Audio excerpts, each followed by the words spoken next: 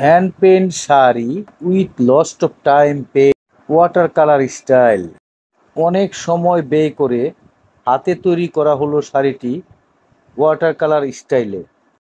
পাখির পালক দিয়ে তৈরি শাড়িটি পরলে মনে হবে পালকগুলো উঠতেছে, ওইরকমভাবেই চিন্তা করে করা। আপনারা দেখেন, আপনাদের কাছে ভালো লাগে কিনা বলবেন।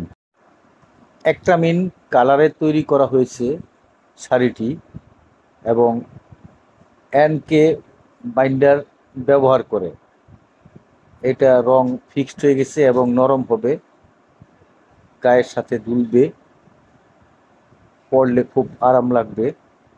এবং এই শাড়িটিও 120 কাউন্ট সুতায় তৈরি, খুবই মজাদার।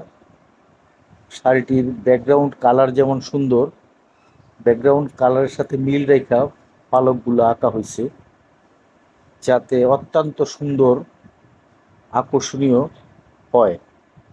এবং এরকম শাড়ি এটা এখন পৃথিবীতে একটাই, আর নাই। এটা একটা ক্রিয়েটিভ কাজ হয়েছে এবং ক্রিয়েশন করা হয়েছে। অন্য শিল্পী আঁকলে অন্যরকম হবে, কিন্তু আমার হাতে আঁকা এটার মতো আর হবে না। আমি শিল্পী মোহাম্মদ শাহাবুদ্দিন। এ বিষয়ে আমার যত অভিজ্ঞতা আছে এখানে ঢেলে দেওয়ার চেষ্টা করা হয়েছে। ছবি আঁকার রিয়ালিস্টিক যে বিষয়গুলা, গ্রামার ঠিক রেখে এখানে করার চেষ্টা করা হয়েছে। আপনারা দেখলেই বুঝতে পারবেন, একেবারে সুপার রিয়ালিস্টিক। সেই 1800 শতাব্দীর মাস্টার পেইন্টাররা যেরকম রিয়ালিস্টিক করত, তবে রিয়ালিস্টিক থেকে একটু বের হয়ে এক্সপ্রেশনের বিষয়গুলো এখানে উপস্থাপন আছে, যে একেবারে রিয়ালিস্টিক না, তুলি চালানোর বিষয়টা এক্সপ্রেশনিজমের মধ্যে পড়ে। আপনারা খেয়াল করে দেখবেন আর একটু বুঝে নেবেন, আমার কথাগুলা সাথে মিলাই নেবেন। যারা শিল্প সম্বন্ধে বুঝেন তারা বুঝতে পারবেন, আর যারা শিল্প সম্বন্ধে জানেন না তারা আমার এই কথাগুলা দেখে একটু শিখে নেবেন।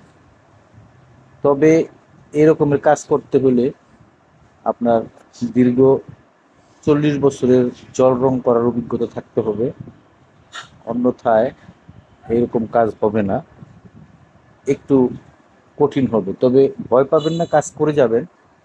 যার হাতে যেরকমই হোক, যাদের আরো কম অভিজ্ঞতা, 10 বছর 12 বছর, বা চারুকলায় পড়তেছেন, জল রং করতেছেন, কাজ করবেন।